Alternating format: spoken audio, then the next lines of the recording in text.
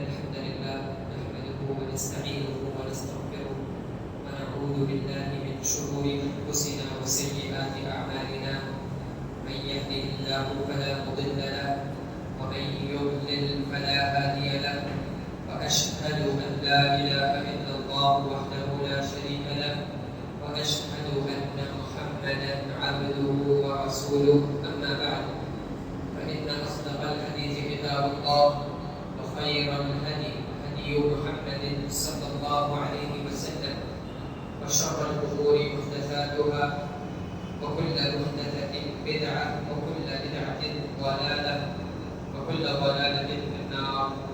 أعوذ بالله من الشيطان الرجيم.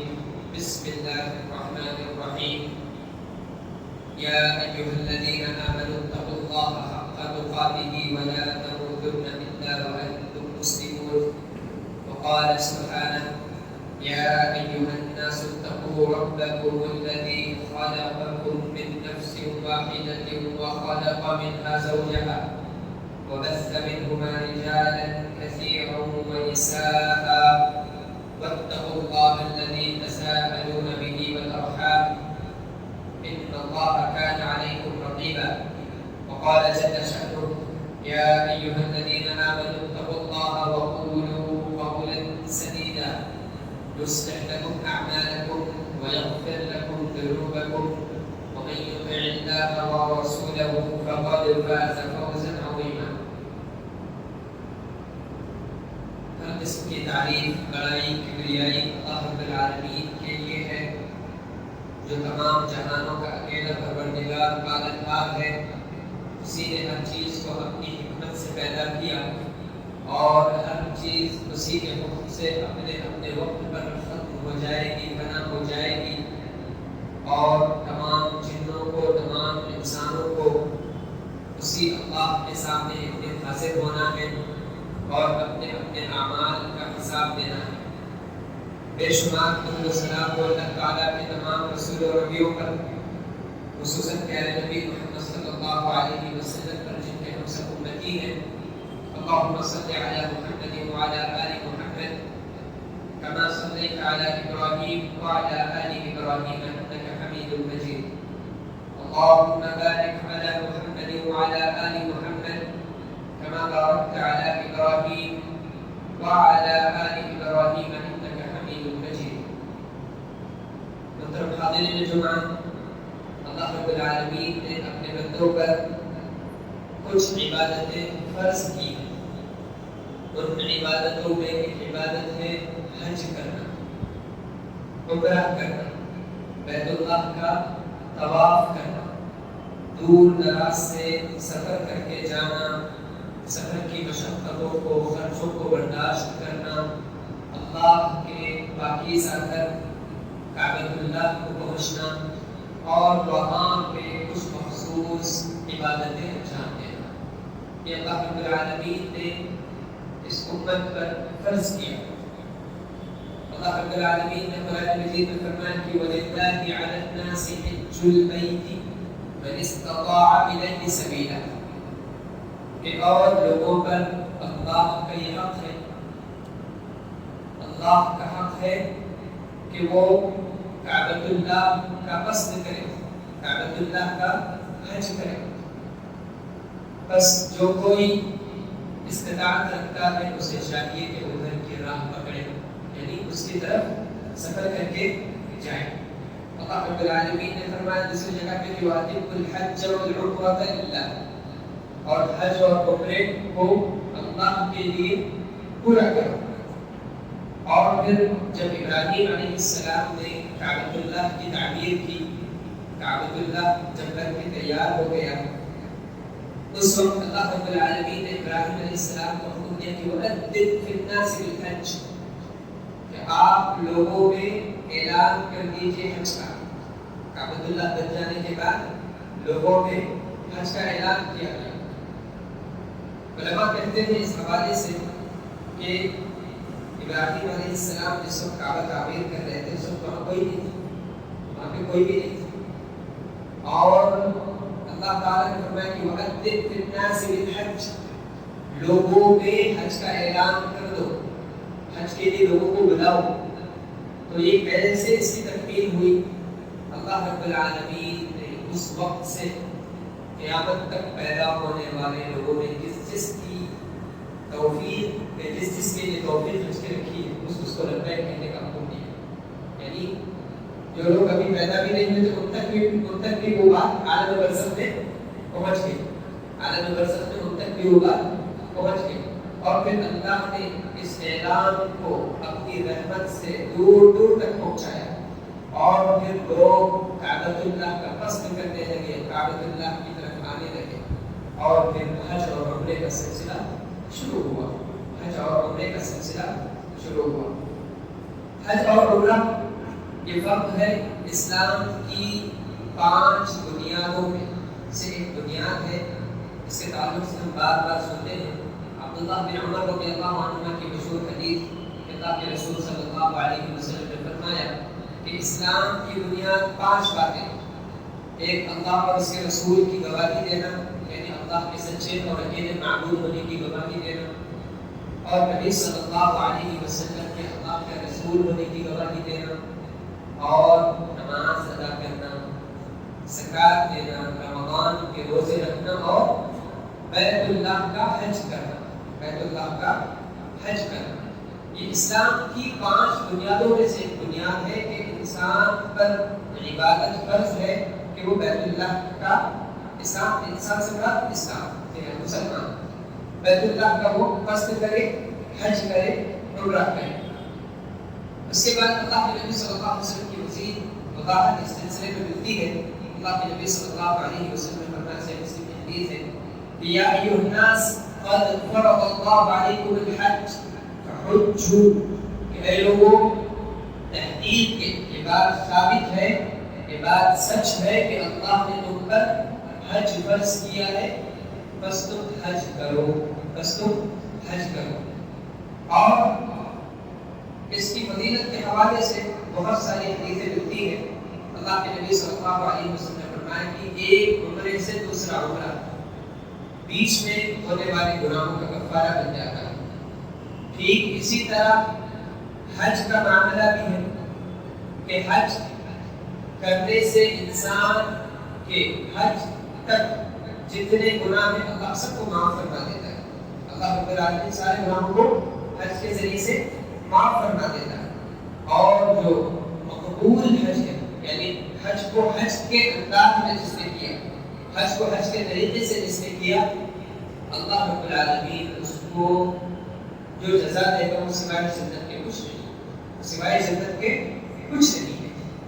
ایک حدیث آتی ہے عمرو بن عاص رضی اللہ عنہ کی کہ وہ اللہ کے نبی صلی اللہ علیہ وسلم کے پاس آئے اسلام قبول کرتے وقت. اسلام قبول کرنے کے لیے اللہ کے نبی صلی اللہ علیہ وسلم کے پاس آئے.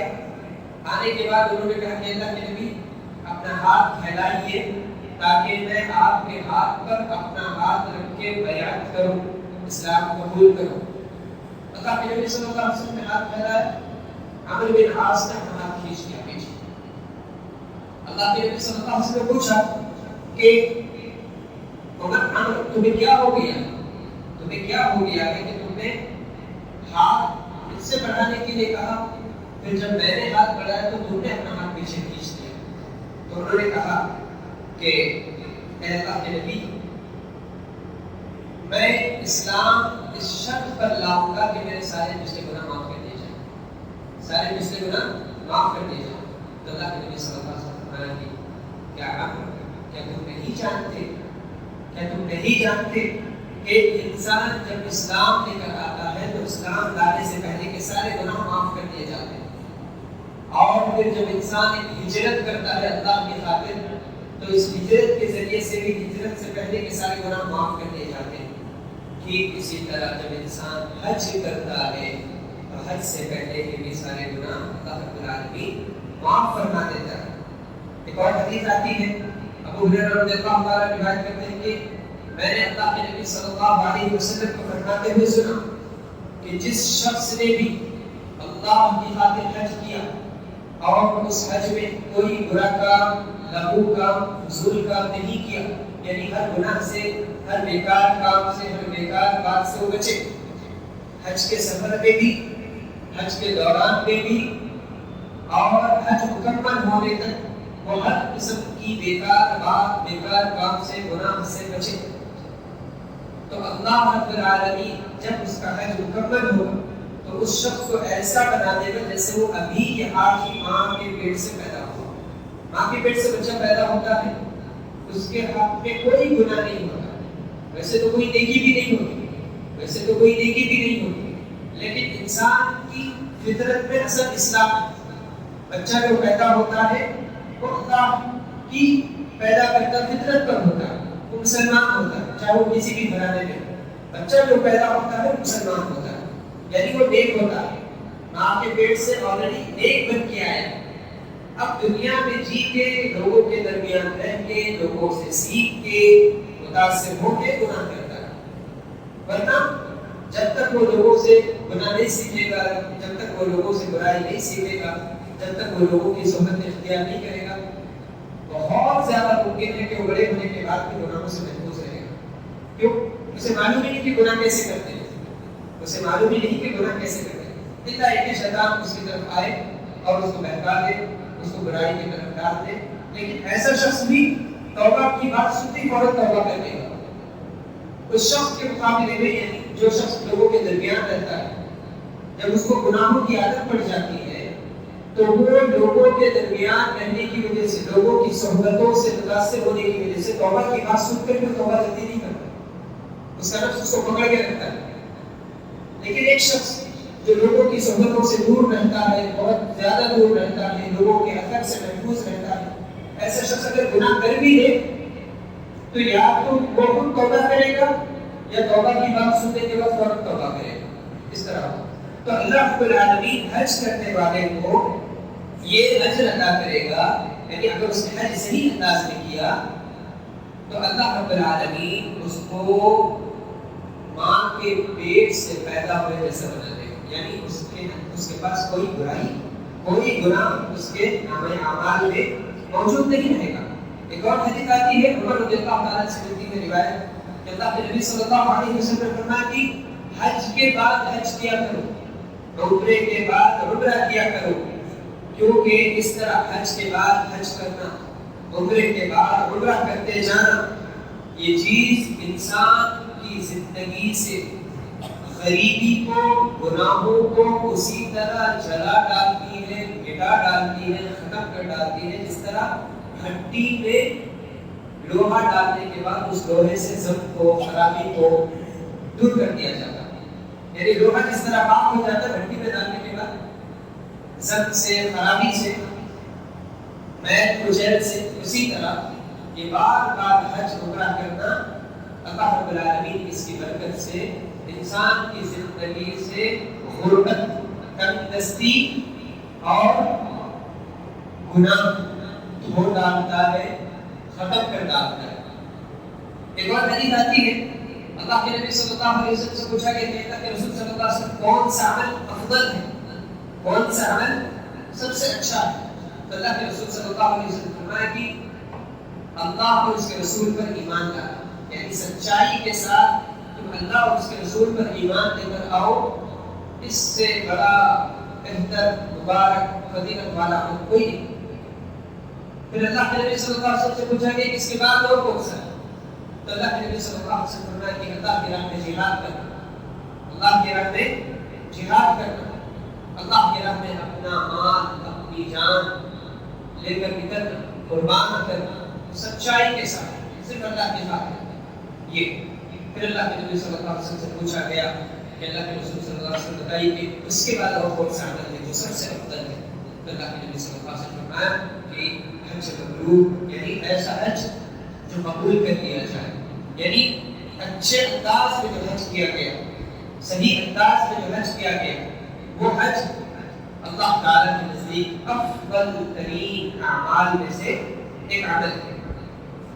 ایک حدیث آتی ہے حسن بن علی رضی اللہ تعالیٰ عنہ سے کہ اللہ کے رسول صلی اللہ علیہ وسلم کے پاس ایک شخص آیا، آ کے اس نے کہا کہ اللہ کے رسول صلی اللہ علیہ وسلم میں بزدل ہوں، یعنی میری فطرت ایسی ہے کہ میں لڑائی بڑائی سے جو دور بھاگتا ہوں، میرے اندر لڑنے کی ہمت نہیں کہ میں جنگ میں شامل ہوں، بہادر مسلمانوں کے صف میں شامل ہوں کہ جنگ میں جب کروں لڑائی کروں، میرے اندر اتنی ہمت نہیں ہے، اور میں کمزور بھی ہوں، میں بزدل بھی ہوں، کمزور بھی، بے ہمت بھی۔ تو اللہ کے نبی صلی اللہ علیہ وسلم کو فرمایا کہ تم ایسا جہاد کیوں نہیں کرتے جس میں کوئی کانٹا بھی نہیں چھوٹتا ہے، یعنی حج کرنا۔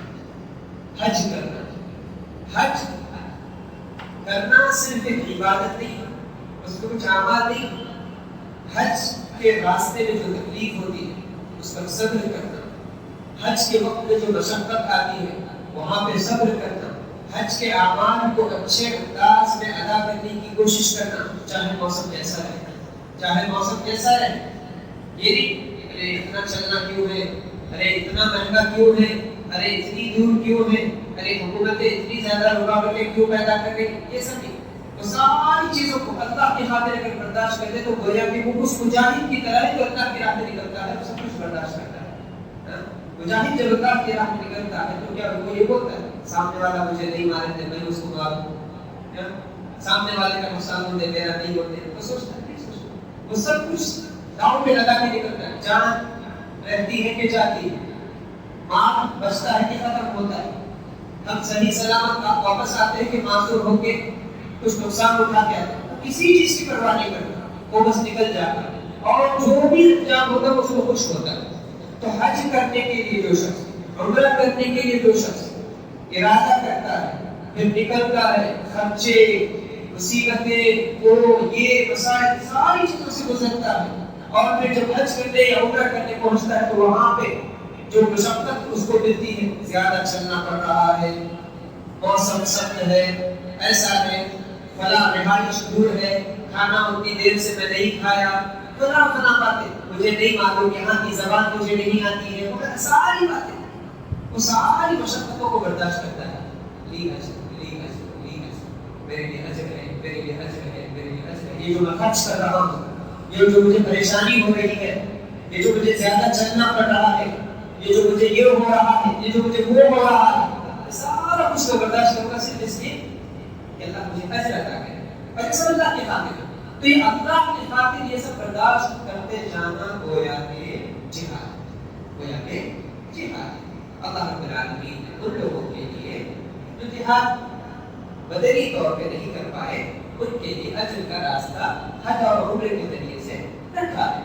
یہ امام عائشہ رضی اللہ عنہا سے ملتا ہے، یہ بات ملتی ہے کہ انہوں نے اللہ کے نبی صلی اللہ علیہ وسلم سے فرمایا کہ اے اللہ کے رسول صلی اللہ علیہ وسلم کہ ہم جہاد کو سب سے بہترین عمل سمجھتے ہیں، تو کیا ہم بھی جہاد نہ کریں؟ یعنی ان کی مراد، ان کا مقصد یہ تھا کہ مرد کرتے ہیں جہاد، ہم عورتیں نہیں کرتی، تو مرد کو تو اجر مل رہا ہے، عورت کیوں محروم رہے؟ عورت بھی تو مسلمان ہے، عورت بھی تو اجر کی مستحق ہے، نہیں حقدار ہے۔ تو اللہ کے رسول صلی اللہ علیہ وسلم نے فرمایا کہ تمہارے لیے، یعنی تم عورتوں کے لیے بہترین جہاد حج کرنا ہے، حج کرنا بہترین جہاد ہے۔ ایک اور حدیث ملتی ہے اللہ کے نبی صلی اللہ علیہ وسلم سے، عبداللہ بن عمر رضی اللہ عنہ فرماتے ہیں کہ اللہ کی راہ میں نکلنے والا مجاہد، غازی جس کو کہتے ہیں، اور حاج اور معتمر یعنی حج کرنے والا، عمرہ کرنے والا، یہ لوگ کون ہیں؟ مجاہد، حاجی، معتمر یعنی عمرہ کرنے والا، یہ لوگ اللہ کی جماعت ہے، اللہ کے مہمان۔ اللہ نے ان کو بلایا تو یہ آ گئے، اللہ نے ان کو بلایا تو آئے، اور پھر آنے کے بعد جب یہ اللہ سے مانگیں گے تو اللہ ان کو عطا کرے گا، جب یہ اللہ سے مانگیں گے تو اللہ رب العالمین ان کو عطا کرے گا۔ اور رمضان میں خاص طور پہ عمرہ کرنا اس کی بڑی فضیلت ہے کہ اللہ کے نبی صلی اللہ علیہ وسلم نے فرمایا، روایتیں مختلف ہیں، ایک روایت میں ہے کہ حج کرنے کے برابر ثواب ہے رمضان میں عمرہ کرنے کا۔ ایک اور روایت ہے اللہ کے نبی صلی اللہ علیہ وسلم نے فرمایا کہ رمضان میں عمرہ کرنا میرے ساتھ حج کرنے کے برابر ثواب ہے۔ اللہ کے نبی صلی اللہ علیہ وسلم کی جماعت میں، اللہ کے نبی صلی اللہ علیہ وسلم کی صحبت میں شامل ہو کے حج کرنے کا ثواب کتنا زیادہ ہو سکتا ہے، اتنا ثواب یا اتنا زیادہ ثواب رمضان میں عمرہ کرنے والے کے لیے ہے۔ میرے بھائی، اللہ کے نبی صلی اللہ علیہ وسلم نے بہت ساری اور بھی دیگر احادیث ہیں جن میں حج اور عمرے کے تعلق سے لوگوں کو ابھارا ہے، لوگوں کو اس کی اہمیت کا احساس دلایا ہے۔ عمر رضی اللہ تعالیٰ کے نزدیک حج کرنا کس قدر زیادہ اہمیت کا حامل تھا، کہتے ہیں کہ اگر میں حج کی استطاعت رکھنے کے باوجود حج نہ کروں تو میرے نزدیک یہ 6-7 مرتبہ جہاد میں نکلنے سے زیادہ افضل ہے کہ میں حج کروں جاؤں۔ یعنی 6-7 مرتبہ میں جہاد میں نکلوں، اس سے زیادہ افضل میرے نزدیک یہ ہے کہ میں حج کے لیے نکلوں اگر میں نے حج نہ کیا۔ اور پھر یہ کہتے ہیں عمر رضی اللہ تعالیٰ عنہ اپنے دور خلافت میں میرا دل چاہتا ہے کہ میں کچھ لوگوں کو مقرر کروں، کچھ لوگوں کو حکم دوں کہ وہ لوگ میری حکومت میں پھرے، رعایا کے درمیان، پبلک کے درمیان پھرے اور ان لوگوں کا جائزہ لے جو طاقت رکھنے کے باوجود، استطاعت رکھنے کے باوجود حج نہیں کر رہے، اور پھر میں ان کے ساتھ کافروں جیسا سلوک کروں۔ کافروں جیسا سلوک اسلامی حکومت میں کیا کیا جاتا ہے کہ کافروں سے اسلامی حکومت میں جزیہ لیا جاتا ہے، ٹیکس لیا جاتا ہے۔ عمر رضی اللہ تعالیٰ کہتے ہیں کہ وہ لوگ جو طاقت رکھنے کے باوجود حج نہیں کر رہے، میرا دل چاہتا ہے کہ میں ان سے کافروں کی طرح ٹیکس لوں، کیونکہ وہ لوگ مسلمان نہیں، وہ لوگ مسلمان نہیں۔ اس طرح ایک اور اثر ملتا ہے علی رضی اللہ تعالیٰ سے اور عمر رضی اللہ تعالیٰ سے بھی، اور دوسرے صحابہ سے بھی ملتا ہے۔ کہتے ہیں کہ جو شخص طاقت رکھنے کے باوجود حج نہ کرے، استطاعت رکھنے کے باوجود حج نہ کرے، اب اس بات کی پرواہ نہیں کہ وہ یہودی ہو کے مرے یا عیسائی ہو کے مرے۔ یعنی ایک مسلمان، اس کو اللہ نے استطاعت دی کہ وہ حج کر سکے، اس کے باوجود وہ حج نہیں کرتا ہے تو گویا کہ وہ یہودیوں یا عیسائیوں جیسی موت کر رہا ہے۔ وہ اس قدر بدنصیب ہے، اس قدر بدنصیب ہے۔ اور اللہ کے نبی صلی اللہ علیہ وسلم سے حدیث ملتی ہے، یہ اسی معنی میں کئی حدیثیں آتی ہیں، کئی روایتیں آتی ہیں، الفاظ کا اختلاف ہے، لیکن خلاصہ یہ اللہ کے نبی صلی اللہ علیہ وسلم نے فرمایا کہ جس نے بھی حج کا ارادہ کیا اسے چاہیے کہ وہ جلدی اپنے اس ارادے کو مکمل کرے، کیونکہ نہیں جانتے، کیونکہ کوئی نہیں جانتا کہ آنے والا وقت کیا لے کر آئے۔ ہو سکتا ہے ٹالتا جائے اور پھر بیمار ہو جائے، ہو سکتا ہے ٹالتا جائے پیسے ختم ہو جائے، ہو سکتا ہے ٹالتا جائے جانے آنے کی سہولتیں بند ہو جائیں، جانے آنے کی سہولتیں بند ہو جائیں۔ مثال کے طور پہ کورونا کا زمانہ آیا، کورونا کے وقت سے پہلے کتنے لوگ نہیں سوچ رہے تھے کہ ہم لوگ حج کے لیے جائیں گے، وہ کریں گے، یہ کریں گے۔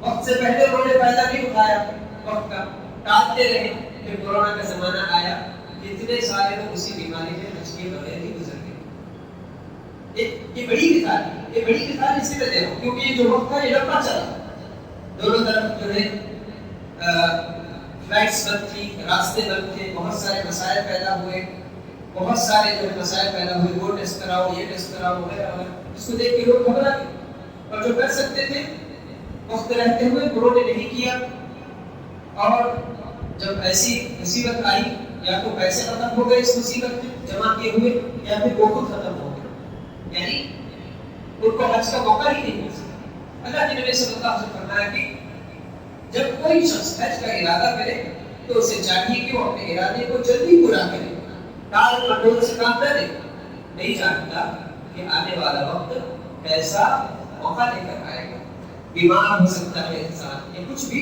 ہو سکتا ہے۔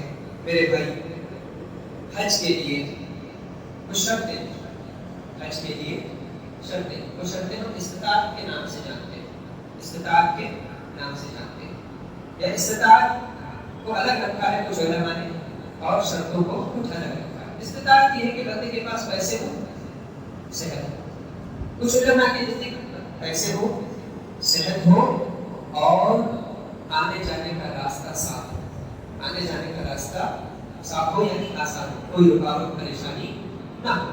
یہ چیز شرطیں کیا ہیں کہ اسلام پہلی شرط ہے، اگر کافر حج کرے گا تو اس کا حج قبول نہیں کیا جائے گا، کیونکہ حج قبول ہونے کے لیے اسلام سب سے پہلی شرط ہے۔ دوسری شرط کیا ہے کہ انسان بالغ ہو، بالغ ہونے سے پہلے انسان اگر حج کرے تو اس کو حج کا ثواب ملے گا، لیکن یہ حج اس کے حق میں اس کے نامہ اعمال میں نفل کے طور پہ لکھا جائے گا، فرض حج ہونے کے طور پہ نہیں لکھا جائے گا. یعنی بالغ ہونے کے بعد اسے دوبارہ حج کرنا پڑے گا اگر استطاعت اسے ملی تو.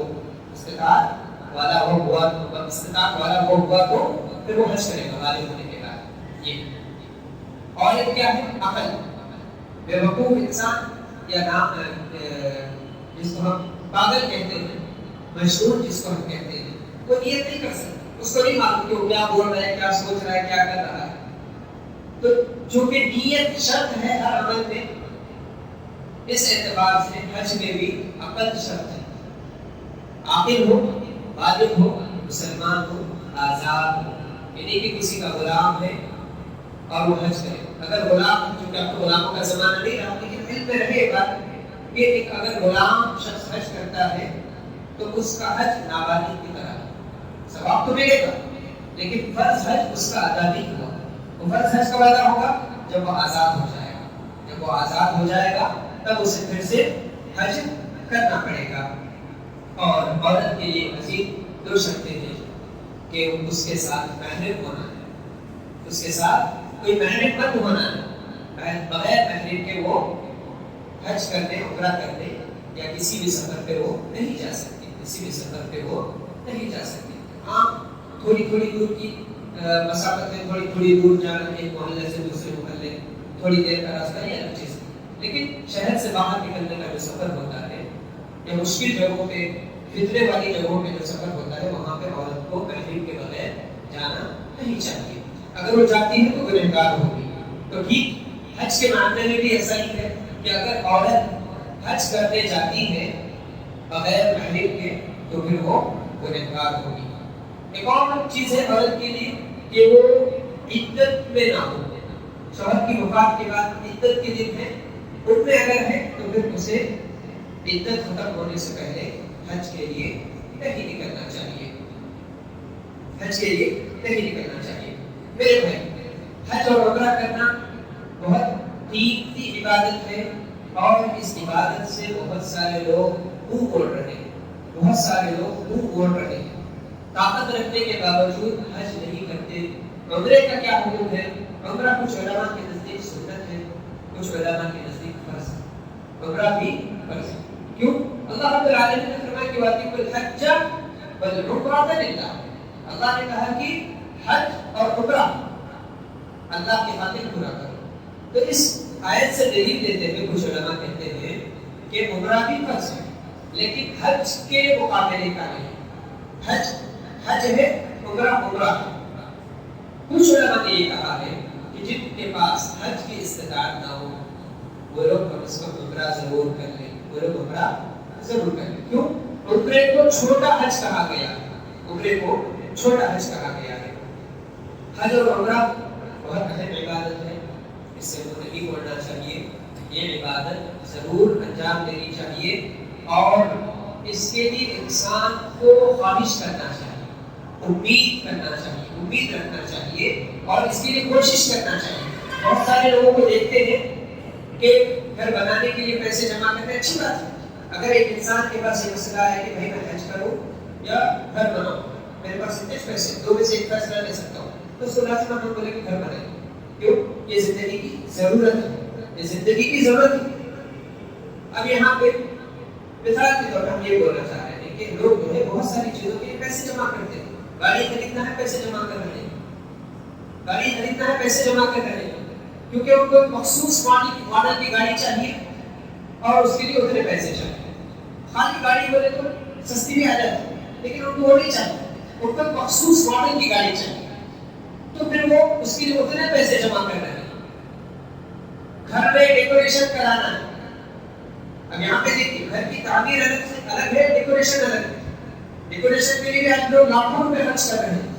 گھر کی ضرورت بڑی ہے حد سے زیادہ. یہ حد سے زیادہ ہے.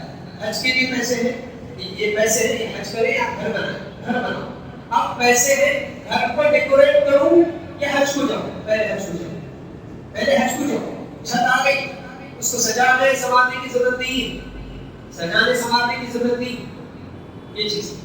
تو انسان شادی کے لیے پیسے جمع کرتا ہے، لاکھوں روپے جو ہے جمع کرتا ہے، بچوں کی اعلیٰ تعلیم کے لیے پیسے جمع کرتا ہے، فیوچر کے لیے بینک بیلنس جو ہے جمع کرتا ہے، فیوچر سیو کرنے کے لیے، کل کے دن کوئی مسئلہ نہیں ہونا، بچوں کے لیے بہت کچھ جمع کرتا ہے، لیکن حج کے لیے پیسے جمع نہیں کرتے، اللہ ماشاءاللہ لوگ ہیں کرتے ہیں لیکن بہت تھوڑے لوگ ہیں۔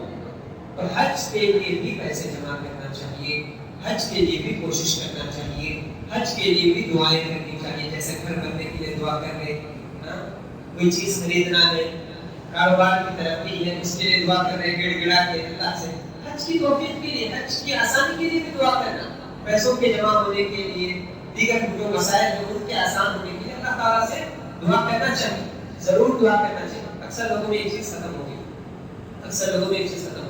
اور آج کل ماشاءاللہ عمرہ کرنے بہت سارے لوگ جا رہے ہیں، لوگوں کے پاس پیسے آ رہے ہیں، لاکھ 1.5 لاکھ میں 2 لاکھ میں عمرہ ہو جا رہا ہے، اچھے انداز سے، نہیں اپنے اور کپڑے بھی ہو جا رہے ہیں، 50,000 60,000 میں بھی ہو جا رہا ہے، لوگ عمرہ کر رہے ہیں، لیکن عمرے کو عمرے کی طرح سے نہیں کر رہے، یہ بڑا مسئلہ ہے، عمرے کو عمرے کی طرح سے نہیں کر رہے، حج کر رہے تو بھی حج کو حج کی طرح سے نہیں کر رہے۔ تو یہاں پہ کچھ نصیحتیں میرے بھائی، پہلی نصیحت تو یہی ہے میرے لیے آپ کے لیے کہ ہمیں حج اور عمرے کی خواہش کرنا چاہیے، اور اس کے لیے کوششیں بھی کرنا چاہیے، دعائیں بھی کرنا چاہیے، پیسوں کو جمع کرنے کی بھی کوشش کرنا چاہیے، اللہ سے توفیق بھی مانگنا چاہیے، کیوں؟ پیسے ہیں، صحت ہے، موقع ہے، آنے جانے کی ملکوں کے درمیان آسانی ہے، سب کچھ ہے، اللہ کی توفیق نہیں، کچھ نہیں، کوئی کر ہی نہیں سکتے کچھ، تو اللہ سے توفیق بھی مانگنا ہے، اللہ سے توفیق بھی مانگنا ہے، اللہ سے توفیق مانگتے ہوئے کوشش کرنا ہے، دعائیں کرنا ہے، شوق رکھنا ہے، وہ جو کعبۃ اللہ کو دیکھتے ہیں، وہ جو کعبۃ اللہ کے گرد طواف کرتے ہیں، وہ جو سعی کرتے ہیں صفا مروہ پہ، وہ جو وہاں دن گزارتے ہیں، وہ جو مکہ کے دن ہوتے ہیں، وہ جو مدینے کے دن ہوتے ہیں، بچے حج اور عمرے سے مدینے کا کوئی تعلق نہیں، حج اور عمرے سے مدینے کا کوئی تعلق نہیں، لیکن چونکہ انسان زندگی میں ایک بار یا چند بار جانے کا موقع ملتا ہے، بہت پیسے جمع کر کے، بہت مسائل کا سامنا کر کے ہو جاتا ہے، تو اس مبارک جگہ کا بھی اسے زیارت کر لینی چاہیے، یعنی نبی صلی اللہ علیہ وسلم کا شہر مدینہ النبی صلی اللہ علیہ وسلم، تو حج کرنے جا رہے ہیں، عمرہ کرنے جا رہے ہیں، آداب نہیں، طریقہ نہیں، تو پہلی چیز یہی ہے کہ اپنے اندر شوق رکھیں، اس کے لیے کوشش کریں، اللہ سے مدد مانگیں، توفیق مانگیں۔ دوسری چیز یہ ہے کہ حج اور عمرے کو جانے سے پہلے، خاص طور پہ حج کو جانے سے پہلے شرک سے توبہ کریں۔ انسان یہ جو حج ہے کیا ہے؟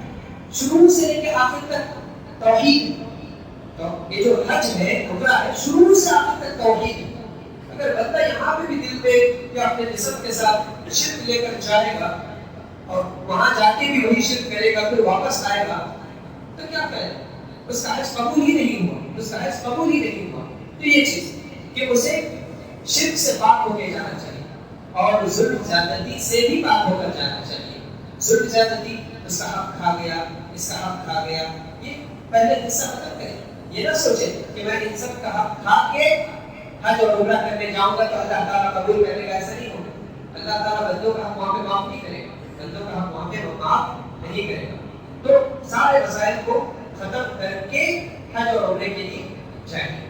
ایک اور چیز ہے میرے بھائی، حج اور عمرہ کرنے کے لیے جاتے ہیں، بہت ساری جو کتاب ہاتھ کو ملتی ہے، جو عالم صاحب رابطے میں رہتے ہیں، پوچھ لیے غلط سلط مسائل، یا ایک شخص ہے اس کو عالم بھی نہیں، اس کو علم بھی نہیں ہے، اس سے مسئلے پوچھ لیتے ہیں، وہ بڑا مفتی بن کے جو ہے مسائل بتا دیتا ہے، وہ جیسا چاہتا ہے بتا دیتا ہے۔ ایسا کر سکتے کیا؟ اب وہ اپنی عقل سے بتا دیتا ہے کہ ہاں کر سکتے ہیں، یہ چھوڑ سکتے کیا؟ وہ اپنی عقل سے بتا دیتا ہے کہ ہاں چھوڑ سکتے ہیں، یعنی بغیر علم کے وہ خود گمراہ ہوا، دوسروں کو گمراہ کیا، اور لوگ بڑے مزے سے جو ہے ایسے شخص کو فالو کر رہے ہیں، مان رہے ہیں، اس کی بات سن رہے ہیں، اور الٹی سیدھی کتابیں ہاتھ میں لے کے جو ہے حج اور عمرے کے لیے نکل جاتے ہیں، اس میں کیا کیا لکھا ہوتا ہے، کیا کیا خرافات اس میں ہوتی ہیں، کیسی کیسی غیر ثابت شدہ باتیں، غیر ثابت شدہ اعمال اس میں لکھے ہوتے ہیں، کیسی کیسی دعائیں جو نبی صلی اللہ علیہ وسلم سے صحابہ سے ثابت ہوئی، وہ سب اس میں ہوتی ہیں، اور انسان کو لے کے جا رہا ہے اور حج اور عمرہ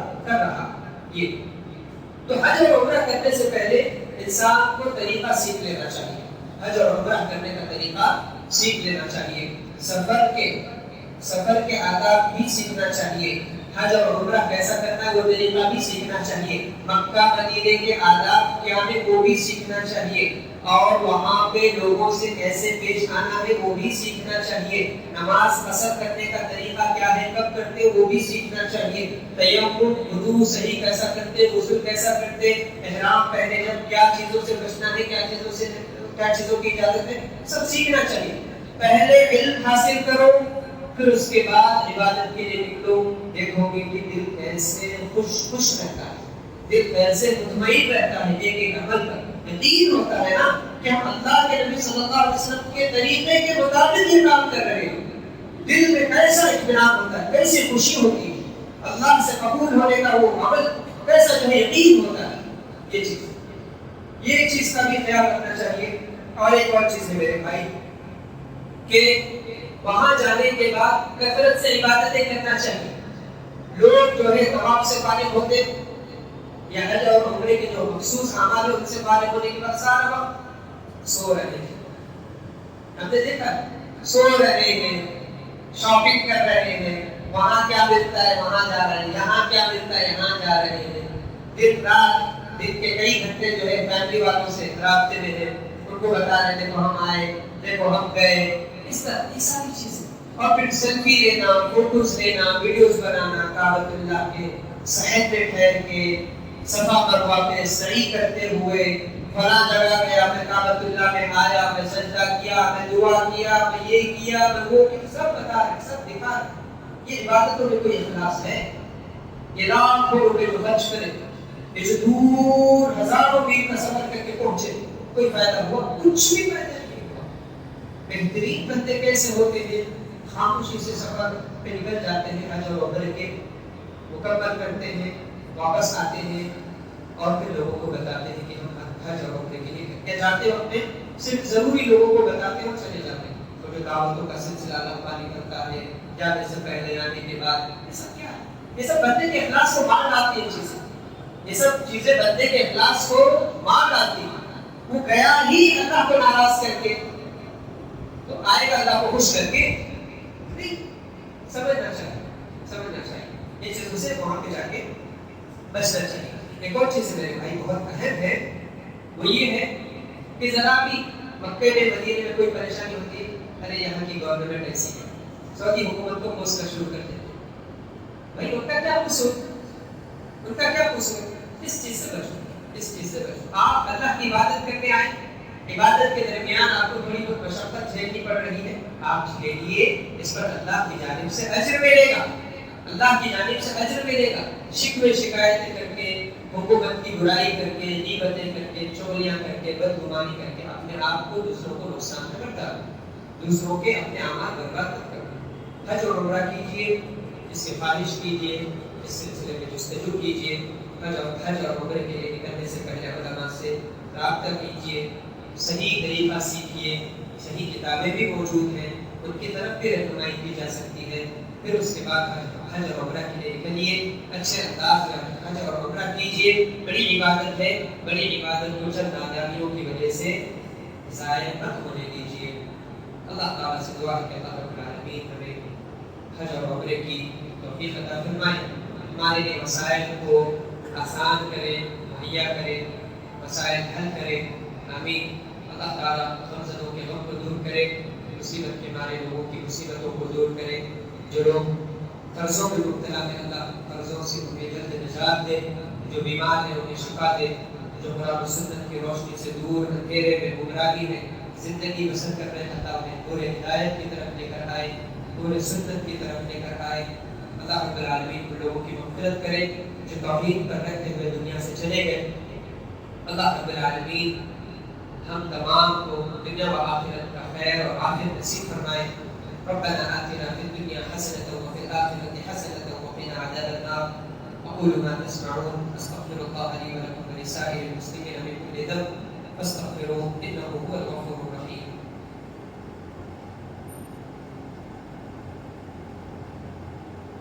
إن الحمد لله نحمده ونستعينه ونستغفره ونعوذ بالله من شرور أنفسنا وسيئات أعمالنا. من يهده الله فلا مضل له ومن يضلل فلا هادي له وأشهد أن لا إله إلا الله وحده لا شريك له وأشهد أن محمدا عبده ورسوله. أما بعد، أعوذ بالله من الشيطان الرجيم. إن الله وملائكته يصلون على النبي يا أيها الذين آمنوا صلوا عليه وسلموا تسليما. اللهم صل على محمد وعلى آل محمد كما صليت على إبراهيم وعلى آل إبراهيم إنك حميد مجيد.